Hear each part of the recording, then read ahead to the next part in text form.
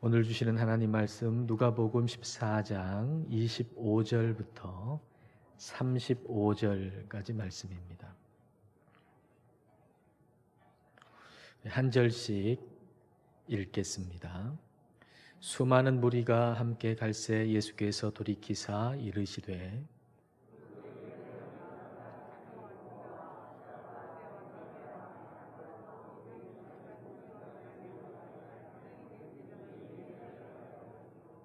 누구든지 자기 십자가를 지고 나를 따르지 않는 자도 능히 내 제자가 되지 못하리라.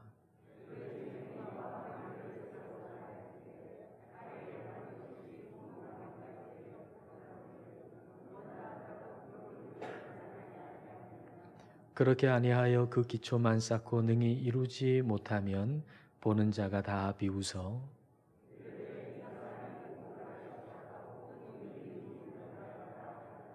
또 어떤 임금이 다른 임금과 싸우러 갈 때에 먼저 앉아 1만 명으로서 저 2만 명을 거느리고 오는 자를 대적할 수 있을까 헤아리지 아니하겠느냐.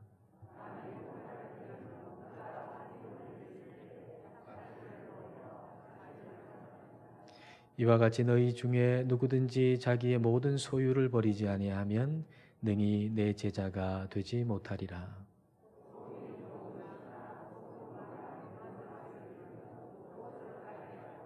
함께 읽습니다. 땅에도 걸음에도 쓸데없어 내 버리느니라. 들을 귀가 있는 자는 들을지어다 하시니라. 아멘. 대통령같이 중요한 자리에 있는 사람이 연설을 하고 나면 그 연설문을 분석하지요. 무엇을 중요하게 생각하느냐라고 하는 것을 찾기 위해서 하는 대표적인 방법은 그 연설문 가운데 가장 많이 쓰인 단어가 무엇인가라고 하는 걸 찾는 것입니다. 그와 같은 방법으로 오늘 본문에 예수님께서 하신 말씀 가운데 예수님이 중요하게 여기시는 것이 무엇인가 하는 걸 찾아보면 그것은 바로 제자입니다. 너희가 이렇게 하지 아니하면 능히 내 제자가 되지 못한다라고 하는 말씀을 3번씩이나 예수님은 반복해서 말씀하십니다. 예수님이 중요하게 여기시는 것은 우리가 제자가 되는 것입니다. 예수님은 저와 여러분이 예수님의 제자가 되기를 원하십니다. 그렇다면 어떻게 해야 예수님의 제자가 될 수 있을까요? 자, 26절 말씀을 보십시오. 무릇 내게 오는 자가 자기 부모와 처자와 형제와 자매와 더욱이 자기 목숨까지 미워하지 아니하면 능히 내 제자가 되지 못하고, 예수님의 제자가 되려면 부모, 처자, 형제, 자매, 심지어는 자기 목숨까지 미워해야 한다라고 말씀하고 계십니다. 참 이상한 말씀이지요. 참 이해하기 힘든 말씀이지요. 예수님의 제자가 된다라고 하는 것은 예수님께서 이 땅에서 사실 때 사람들을 사랑하신 것처럼 우리도 사람들을 사랑하면서 살아가는 것, 그게 예수님의 제자가 된다는 얘기인데, 근데 예수님은 오늘 본문에서 예수님의 제자가 되려면 가족을 미워해야 한다라고 말씀하고 계십니다. 우리가 알다시피 십계명에는 내 부모를 공경하라 라고 말씀하셨잖아요. 그리고 예수님은 원수도 사랑하라 그렇게 말씀하셨잖아요. 그러니까 원수도 사랑하라 라고 말씀하셨다면은 가족을 사랑하는 것은 뭐 두말할 필요가 없는 거죠. 그러므로 예수님께서 이렇게 말씀하셔야 맞을 것 같습니다. 모순이 안 될 것 같습니다. 만일 너희가 내 제자가 되려면 너희의 부모, 처자, 형제, 자매를 사랑해야 한다. 이렇게 말씀하셔야 될 것 같은데 예수님께서는 미워해야 한다라고 말씀을 하고 계십니다. 이 구절에 대한 주석을 살펴보면 대부분은 이 미워해야 한다라고 하는 이 말씀에 대해서 덜 사랑해야 한다라는 의미로 해석을 해요. 덜 사랑해야 한다. 즉 다시 말하면 그 부모, 처자, 형제, 자매를 덜 사랑해야 된다. 즉 예수님을 더 사랑해야 된다라는 의미라는 거죠. 그런데 이런 주석, 이런 해석은 우리가 예수님께서 말씀하시는 것을 오해하지 않도록 하는 데는 좀 도움이 될 수 있겠지만, 예수님이 진정으로 하시려고 하는 말씀을 이해하고 아는 데는 오히려 걸림돌이 될 수도 있습니다. 왜냐하면 예수님을 더 사랑한다라고 하는 것이 마치 예수님을 사랑하는 것하고 가족을 사랑하는 것이 경쟁 관계에 있는 것처럼 생각하게 만들기 때문이죠. 예수님을 더 사랑하면 가족을 덜 사랑하게 되고, 가족을 더 사랑하면 예수님을 덜 사랑하게 되는 것처럼 우리가 생각하게 할 수도 있다는 것입니다. 그런데 오늘 이 말씀은 결코 그런 의미가 아닙니다. 저는 이 구절을 절대성과 근원이라고 하는 단어로 바라볼 때 제대로 된 의미를 우리가 알 수 있다고 생각하는데요. 즉 예수님의 제자가 되려면 부모, 처자, 형제, 자매를 미워해야 한다라고 하는 것은 예수님을 다른 어떤 대상하고는 비교할 수 없을 만큼 절대적으로 사랑해야 한다는 얘기죠. 절대적으로 예수님을 사랑한다라고 하는 것은 어떤 대상, 이 사람 저 사람 어떤 대상 가운데 한 대상으로서 예수님을 좀 더 사랑한다는 얘기가 아니라 그 모든 사람들을 사랑하게 만드는 사랑의 근원으로서 예수님을 사랑해야 한다는 것입니다. 부모, 처자, 형제, 자매, 그리고 예수님이 있는데 그 예수님을 다른 사람보다 조금 더 사랑하는 것이 아니라 부모, 처자, 형제, 자매, 그 모두를 다 사랑할 수 있도록 하는 사랑의 근원으로서 예수님을 사랑하는 것, 그게 바로 제자로서의 사랑인 거죠. 그러니까 제자로서 예수님을 사랑하게 될 때 우리는 진정으로 우리의 가족과 이웃과 사람들을 사랑할 수 있게 되는 것입니다. 일반적으로 말이죠, 사람들은 자기 자신의 어떤 사랑의 감정, 느낌, 그걸 가지고서 다른 사람을 사랑해요. 그런데 예수님의 제자는 내 안에 있는 어떤 사랑의 느낌, 감정, 거기서 나온 사랑이 아니라 사랑의 근원이신 예수님으로부터 공급받은 사랑으로 다른 사람을 사랑하는 겁니다. 예수님을 사랑하는 것도 역시 사랑의 근원이신 예수님으로부터 사랑을 받아 공급받아 예수님을 사랑하는 거예요. 베드로는 예수님 사랑했죠. 근데 베드로는 자기 안에 있는 어떤 하나님을 향한, 예수님을 향한 어떤 사랑의 느낌, 사랑의 감정, 사랑의 열정, 그걸 붙들고 예수님을 사랑했어요. 일종의 사랑의 현상을 붙든 거죠. 현상이라고 하는 것이 보이고 느껴지는 것 아닙니까? 근데 이 베드로 안에 있는 이 열정과 느낌, 감정, 이건 얼마나 강렬한지 너무나도 분명한 거예요. 내가 예수님을 사랑하는 느낌과 감정은 너무나도 분명하고 너무나도 확신하고, 그래서 이걸 붙들고서 예수님한테 말씀드리는 거지요.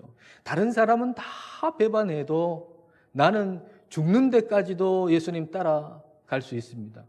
왜 그렇게 말씀드릴 수 있었냐 하면 자기 안에 그 감정, 열정, 이 느낌, 이게 너무나도 분명했기 때문이에요. 그런데 어떻게 됐나요? 그 분명한 느낌과 감정을 붙들고 예수님을 사랑했는데 그 예수님을 3번씩이나 모른다고 부인했습니다. 그 이후에 예수님께서 부활하신 다음에 이 베드로를 찾아오셨죠. 그리고 베드로한테 물으십니다. 네가 나를 사랑하느냐? 그때 베드로가 대답하기를 예, 제가 주님을 확실히 분명히 사랑합니다 라고 대답한 것이 아니라 예, 제가 주님을 사랑하는 줄 주님께서 아십니다. 라고 대답을 했습니다.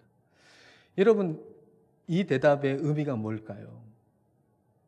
주님, 제가 주님 사랑하는 줄 주님께서 아십니다. 라고 하는 이 말의 의미가 뭘까요? 주님을 향한 베드로의 그 사랑이 자기 안에 있는 감정, 느낌을 붙들고서 사랑하는 것이 아니라는 얘기죠. 만약 자기 안에 있는 감정과 느낌을 붙들고 사랑하고 있다면 예수님한테 예수님 이번만은 확실합니다. 제가 예수님을 사랑합니다. 라고 대답했겠지요. 그런데 베드로는 더 이상 자기 안에 있는 그 느낌, 사랑의 감정, 그거 붙들고 예수님 사랑하지 않았어요. 사랑의 근원이신 예수님으로부터 온 사랑, 그것으로 예수님을 사랑한 거예요. 그러니까 사랑의 근원이신 예수님으로부터 사랑을 공급받았으니까 거기서부터 사랑이 나갔으니까 예수님이 아시잖아요. 주님, 제가 주님 사랑하는 줄 주님께서 아십니다. 사랑의 근원이신 주님으로부터 사랑이 흘러와 제가 그 사랑으로 지금 주님을 사랑할 수 있게 된 겁니다. 그렇게 얘기하는 거예요. 사랑의 근원이신 주님께서 저에게 사랑을 공급해 주시지 아니하시면 저는 주님 사랑할 수 없습니다. 그런 얘기죠. 이전에 베드로는 자기 안에 있는 사랑의 느낌, 사랑의 감정, 그 사랑의 현상을 붙들고서 예수님을 사랑했어요. 그 사랑의 느낌이 너무 강하니까, 그 사랑의 감정이 너무 강하니까 호언장담했던 거죠. 다른 사람은 다 떠나고 버릴지라도 나만큼은 예수님 끝까지 따라갑니다. 근데 그 감정, 그 느낌이라고 하는 것이 그렇게 강할 때는 그렇게 호언장담했는데 그런 사랑의 느낌, 감정보다 두려움의 감정이 더 크니까 이제는 그렇게 끝까지 따라가겠다고 하는 예수님을 3번이나 모른다고 부인할 수밖에 없었던 것입니다. 근데 이제는 사랑의 근원을 붙드는 거예요. 사랑의 근원을 붙드니까 우리의 사랑의 감정은 날마다 오르락내리락 하잖아요. 끝까지 주님 따라갈 수가 없어요. 끝까지 주님의 제자로 살 수가 없어요. 그러나 이제는 사랑의 근원을 붙든 거죠. 사랑의 근원은 변치 않아요. 그래서 사랑의 근원을 붙들 때 끝까지 예수님을 따라가는 제자가 될 수 있었고 예수님께서 이 세상에서 사람들을 사랑하신 것처럼 그렇게 사람들을 사랑하는 제자로서 살아갈 수 있었던 겁니다. 사랑하는 여러분, 여러분 가족을 사랑하십니까? 여러분 남편 사랑하십니까? 여러분 아내를 사랑하십니까? 별 자신이 없으신 것 같네요. 그러나 여러분 마음속으로는 아마 사랑할 겁니다. 대답은 안 하셨지만은 그러나 대단히 사랑할 겁니다. 그러나 여러분 한번 생각해 보십시오. 그 사랑이 여러분의 사랑의 현상을 붙들고 하는 사랑인가? 아니면 사랑의 근원을 붙들고 하는 사랑인가? 여러분이 지금 여러분의 가족을 또 여러분의 이웃을 성도를 사랑하는 그 사랑이 사랑의 현상을 내 느낌과 감정을 붙들고 하는 사랑인가? 아니면 사랑의 근원이신 예수님을 붙들고 하는 사랑인가? 라는 겁니다. 우리 안에 있는 사랑의 느낌, 감정, 그 사랑의 현상 붙들고 사랑하면 그 사랑 오래 못 갑니다. 처음에는 엄청나게 뜨거워도 그 결과는 증오와 배반과 배신이 될 수밖에 없습니다. 우리 숱하게 보잖아요. 그렇게 뜨겁게 사랑해가지고 그렇게 결혼을 했는데 그거 얼마 가든가요? 몇 년 못 갑니다. 그렇게 뜨겁게 사랑하고 그렇게 뜨거운 감정, 뜨거운 느낌 붙들고 사랑한 사랑은 결과적으로 증오로, 배반으로, 배신으로 끝날 수밖에 없는 겁니다. 그러므로 우리가 진짜 우리의 가족을 사랑하려면, 진짜 나의 배우자, 남편과 아내를 정말 진정으로 사랑하려면 우리는 사랑의 현상이 아니라 사랑의 근원이신 예수님을 붙들어야 합니다. 사랑의 근원이신 예수님을 붙들 때 우리는 진정으로 예수님을 사랑할 수 있고 예수님께서 사랑하셨던 것처럼 진정으로 사랑하는 제자로 살아갈 수가 있는 겁니다. 여러분, 우리는 우리 자신이 사랑의 근원이 아니라고 하는 걸 잊어서는 안 됩니다. 여러분, 저와 여러분은 사랑의 근원이 아니에요. 내가 사랑하는 게 아니에요. 사랑의 근원은 내가 아니랍니다. 내가 내 안에 감정이 끌어오를 때는 내가 사랑하는 것 같고 그 사랑이 식어버리면 더 이상 사랑할 수 없는 것 같이. 아니, 그거는 사랑이 아니잖아요. 나는 사랑의 근원이 아니에요. 예수님이 사랑의 근원이세요. 그 사랑의 근원으로부터 흘러나오는 사랑을 공급받아야 우리는 진짜 사랑할 수가 있는 것입니다. 사랑은 나로부터 나오는 게 아닙니다. 생명도 나로부터 나오는 것이 아닙니다. 예수님의 제자가 되려면 자기 목숨까지 미워해야 된다, 그렇게 말씀하시잖아요. 이것은 예수님 사랑과 내 목숨 사랑이 경쟁 관계에 있다는 얘기가 결코 아닙니다. 내 목숨 사랑하는가 하고 예수님을 사랑하는 것이 어떻게 경쟁 관계에 있을 수 있습니까? 예수님이 생명의 근원이신데 말이죠. 예수님이 생명의 근원이시기 때문에 오늘 내 목숨이 있는 거예요. 생명의 근원이 있기 때문에 오늘 저와 여러분의 목숨이 있는 거라고요. 이게 경쟁 관계에 있을 수가 없는 거죠. 그래서 예수님의 제자가 된다라고 하는 것은 이 목숨 붙들고 사는 게 아니고 이 목숨의 근원이신, 생명의 근원이신 예수님 붙들고 사는 거, 이게 예수님의 제자가 된다는 의미입니다. 근데 여러분 생각해 보세요. 내 목숨이라고 하는 거 얼마나 분명하고 확실합니까? 지금 숨 쉬고 계시죠? 여러분 심장 뛰고 있죠? 이거보다 더 확실한 게 어디 있어요? 지금 숨 쉬고 있잖아요. 그리고 심장이 뛰고 있잖아요. 근데 이거 붙들고 살지 아니하고 여기서 손을 놓고 생명의 근원이신 예수님을 붙들고 산다라고 할 때 그때 그건 마치 죽는 것처럼 생각이 들어요. 마치 죽는 것처럼. 근데 이게 죽는 게 아니에요. 진짜 사는 거죠. 진짜 나를 사랑하는 길이죠. 여러분 말씀 27절을 여러분 보십시오. 누구든지 자기 십자가를 지고 나를 따르지 않는 자도 능히 내 제자가 되지 못하리라. 자기 십자가를 지고 주님 따라야 예수님 제자가 된다는 얘기입니다. 자기 십자가를 진다는 얘기는 뭘까요? 그 당시에는 십자가에서 처형당하는 모습을 종종 볼 수가 있었습니다. 십자가에서 처형을 당하는 사람은 자기가 달려서 죽을 그 자기 십자가를 지고 처형당하는 장소까지 가는 거예요. 그리고 자기 십자가를 거기에 세우고 그 십자가에 자기가 죽는 거예요. 그러니까 자기 십자가를 진다는 얘기는 죽으러 간다는 얘기죠. 자기 십자가를 지고 예수님을 따른다는 얘기는 죽으러 간다라는 얘기입니다. 근데 그게 죽는 게 아니에요. 진짜 사는 거예요. 그게 죽는 게 아니라 진짜 사는 거예요. 왜냐하면 사랑의 근원, 생명의 근원을 붙드는 것이기 때문이죠. 여러분, 근원을 붙들면 우리는 살아요. 생명의 근원을 붙들면 우리는 영원히 살아요. 사랑의 근원을 붙들면 우리는 진실로 사랑하게 돼요. 그 근원에서 모든 좋은 것이 다 나온단 말이죠. 그러니까 근원을 붙들면 망하지 않습니다. 근데 근원이 사라지면 좋은 것도 하나도 나오질 않아요. 예수님이 사랑의 근원이시고 생명의 근원이시니까 그 근원에서 모든 좋은 것이 나오니 그걸 붙들기 위해, 근원을 붙들기 위해 우리가 대가 지불할 수 없는 게 하나도 없다는 얘기예요. 거기서 좋은 모든 것이 나오는데 그걸 붙들기 위해 포기하고 버릴 수 없는 게 어디 있겠냐는 것이죠. 이걸 계산할 줄 알아야 우리는 끝까지 제자로 살 수 있어요. 이걸 계산할 줄 알아야. 예수님이 근원이시고 그것 붙들면 우리는 영원히 산다. 이거 계산할 줄 알면 우리는 예수님의 제자로 끝까지 살 수 있습니다.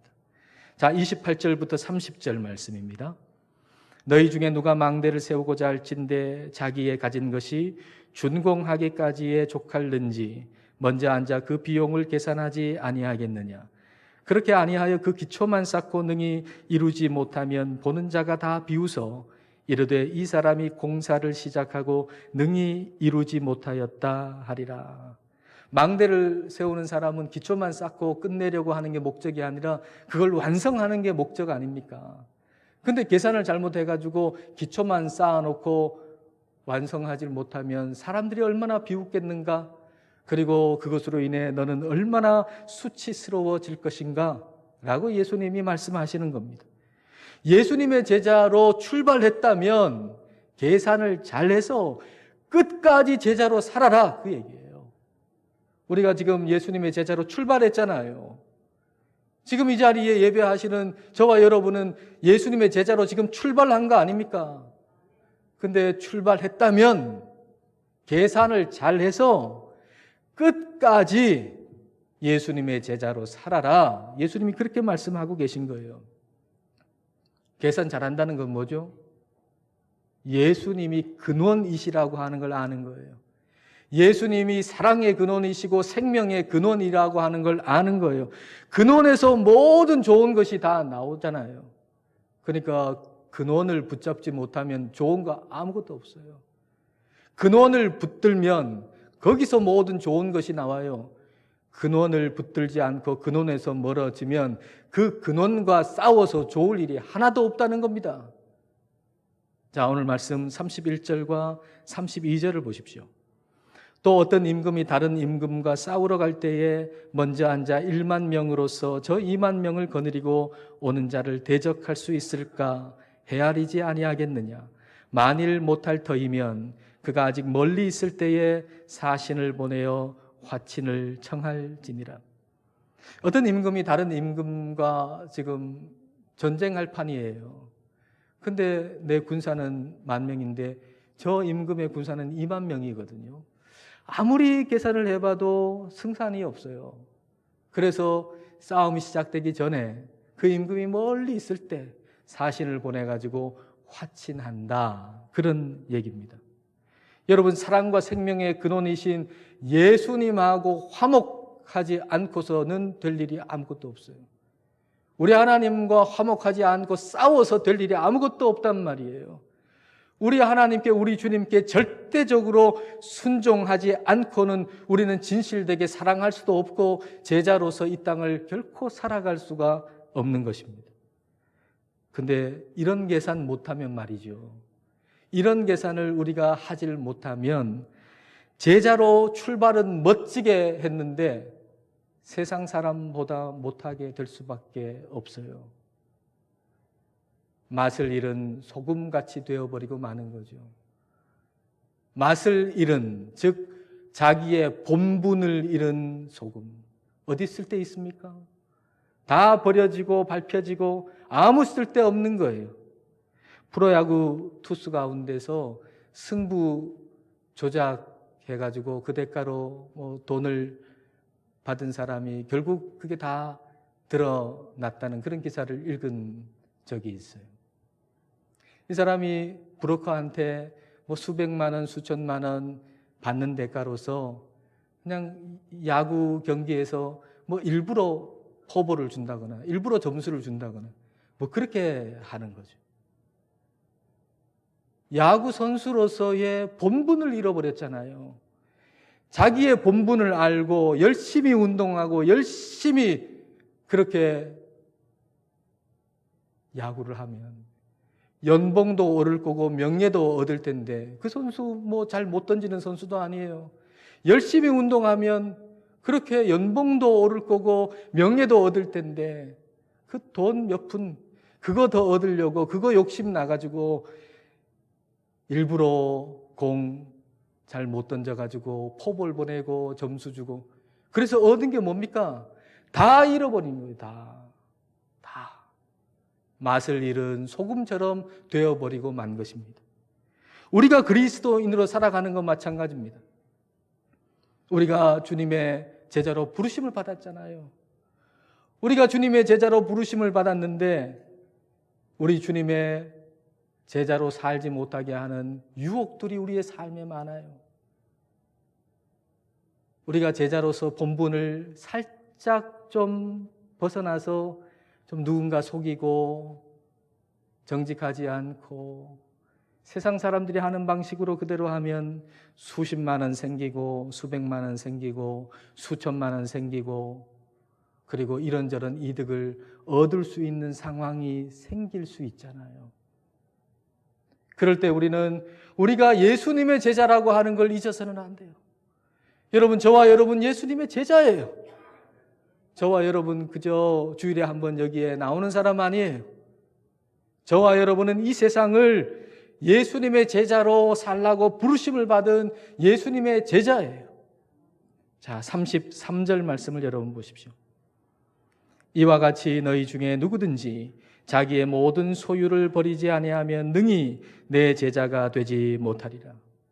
자기의 소유를 버려야 예수님의 제자가 된다라고 말씀하고 계십니다.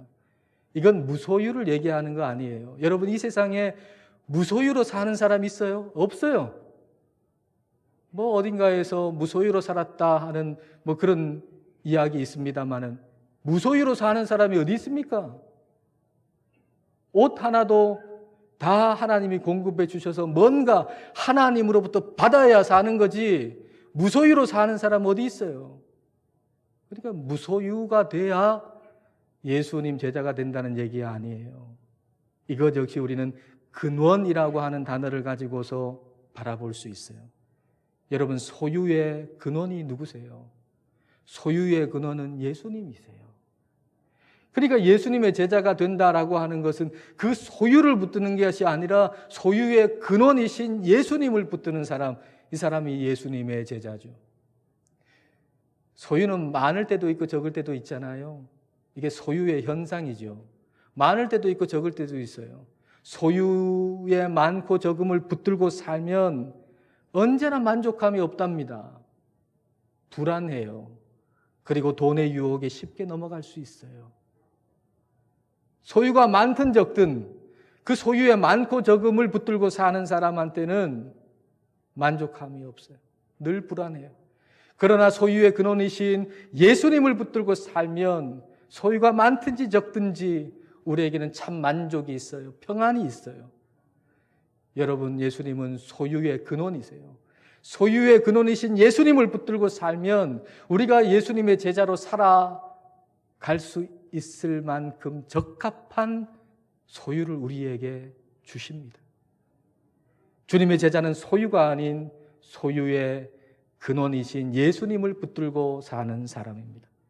제자의 본분은 근원을 바라보고 사는 거예요. 생명의 근원, 사랑의 근원, 소유의 근원 되시는 예수님 바라보고 그리고 예수님 붙들고 사는 것, 이게 예수님의 제자의 본분입니다. 여러분, 주님은 우리를 예수님의 제자로 부르셨어요. 저와 여러분은 이 세상으로부터 우리 하나님께서 제자로 스카우트 하신 거예요. 여러분, 저와 여러분은 그런 사람이에요. 세상으로부터 우리 주님께서 저와 여러분을 주님의 제자로 스카우트 하셨어요. 그리고 이 세상이라고 하는 경기장에 경주하라고 저와 여러분을 보내신 거예요. 그런데 우리가 직장에서 일터에서 살아가다 보면 예수님 믿는 사람 나 혼자밖에 없는 것 같잖아요. 그럴 때에도 얼마나 우리를 응원하는 사람이 많은 줄 몰라요. 여러분, 그거 기억하셔야 돼요. 우리가 예수님의 제자로 살아가는 것을 응원하는 사람이 얼마나 많다라고 하는 사실을 우리는 기억해야 됩니다. 히브리서 12장 1절과 2절입니다. 이러므로 우리에게 구름같이 둘러싼 허다한 증인들이 있으니 모든 무거운 것과 얽매이기 쉬운 죄를 벗어버리고 인내로서 우리 앞에 당한 경주를 하며 믿음의 주요 또 온전하게 하시는 이인 예수를 바라보자. 구름같이 둘러싼 허다한 증인이 있대요, 우리에게. 이게 누구예요?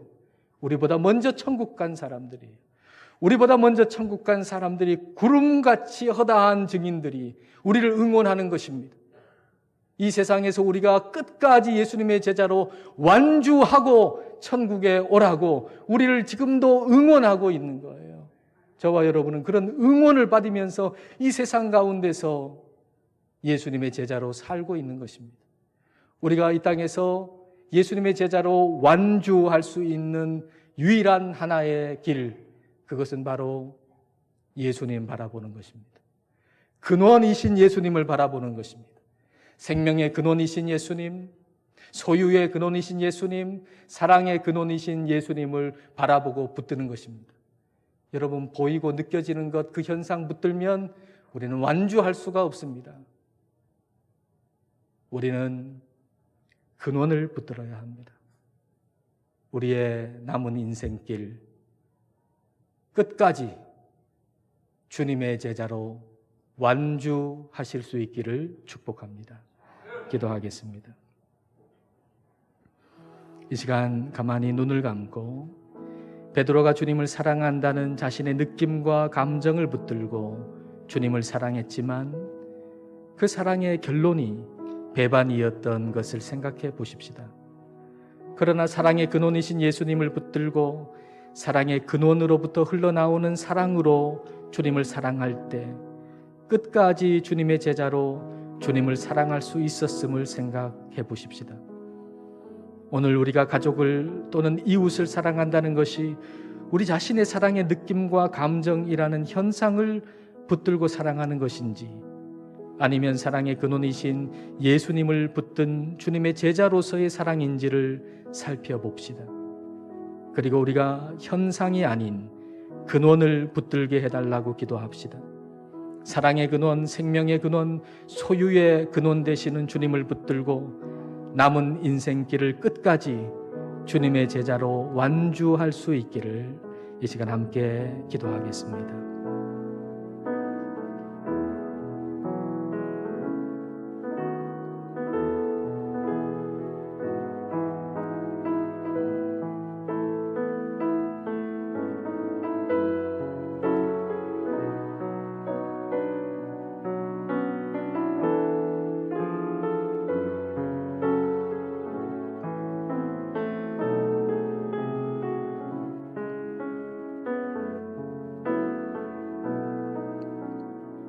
모든 살아있는 것들을 살아있게 하시는 생명의 근원이신 하나님 아버지, 저희를 이 세상으로부터 부르시고 주님의 제자 삼으신 것을 감사드립니다.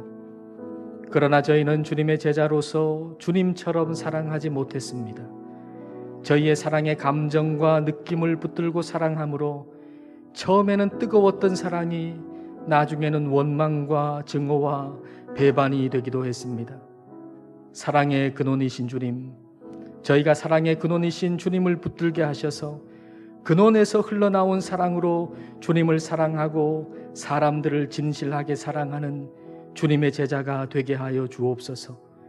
또한 소유의 많고 적음을 붙들지 않게 하시고 모든 소유를 잊게 하신 소유의 근원 되시는 주님을 붙들게 하셔서 물질의 유혹에 흔들리지 않고 참된 만족을 누리며 남은 인생길을 끝까지 주님의 제자로 완주하게 하옵소서. 예수님 이름으로 기도드립니다. 아멘.